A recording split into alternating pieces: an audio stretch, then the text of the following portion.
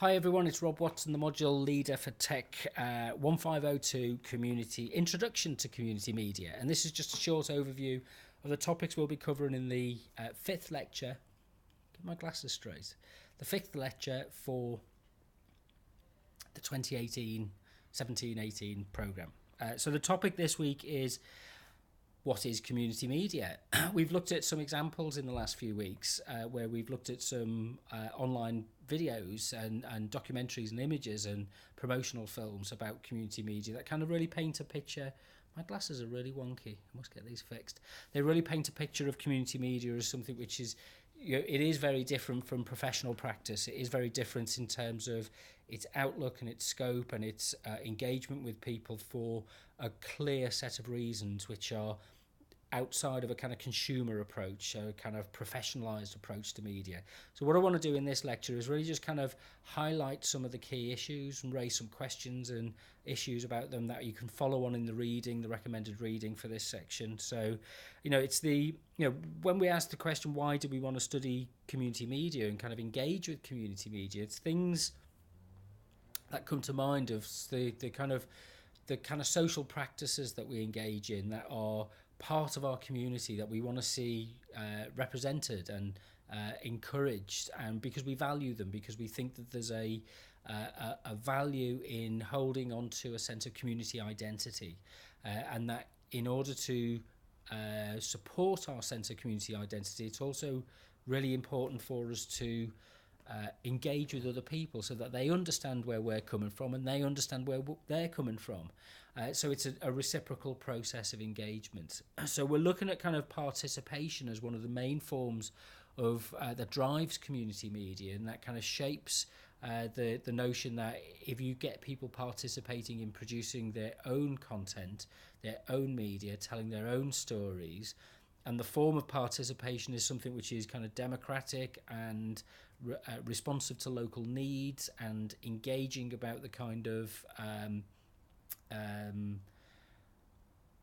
addresses things like people who don't have a voice, the voice poverty of certain people within our communities, dominated by a particular social class or a particular gender, a particular group of men, usually a particular kind of wealth criteria, whereas community media kind of says, no, actually we can spread the engagement within our communities through a series of kind of independent practices that are shaped by the kind of DIY aesthetic, just having a go, kind of getting on with it yourself. Don't worry about whether it's too slick or professional, but it's something that you do because you value your sense of citizenship and your engagement in the local politics and the local dynamics of your community. So to do this, community media has to foster certain approaches such as open access, creative expression. It has to look at kind of issues that don't get covered in mainstream media because they're maybe just too mundane, the kind of mundanity of everyday life. What's it like to get to the shops? What's it like to get on a bus? What's it like to live with noisy neighbours? These things aren't going to make the 10 o'clock news, but they can make a huge difference to people's lives if problems are dealt with and sought and the frustrations are shared. So rather than just harbouring resentment about those other people who arrive in our communities or are long established in our communities but are regarded as is actually, if we're talking together, we can resolve conflicts, and that we can create a greater sense of understanding because we understand what people's aspirations and motivations are. And to do this, we have to think about community media as both something which people generate and create for themselves, but also maybe something which they use to oppose other forms of media. So community media is often described as oppositional media, alternative media, which stands out of the mainstream but has a relationship with mainstream culture and mainstream life. And what we're thinking about is that there's an alternative set of values to public life, which aren't just the values of commercialism and speculation and individualism, but they actually have an insight into something which is more inclusive. And so those people who might otherwise be pushed to the margins are given the opportunity to participate and express their voice, express their creativity, feel that they belong, feel that they contribute towards companionship in a community, or shared joy and pleasure in the simple engagement of day-to-day life in a community.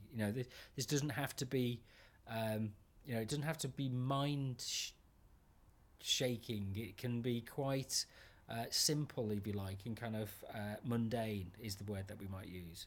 So we'll look at kind of way that different forms of media kind of emerge and are diverse forms of media, and that community media isn't easy to categorize as community radio or citizens journalism, but it's a whole range: knitting clubs, board games, circuit bending, hacking clubs. There's all sorts of things which can be encompassed by the community media movement, and how that challenges and is different from the kind of broadcast model, the transmission model that most mass media is still kind of constructed around.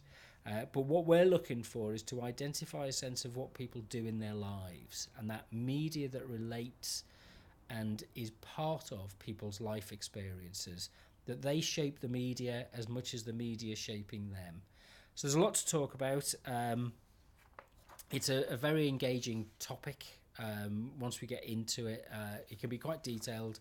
I've posted the notes up onto the DMU Commons wiki, so they're available for you to look at beforehand or afterwards. Just go to wiki.our.dmu.ac.uk, and I'll see you on Monday.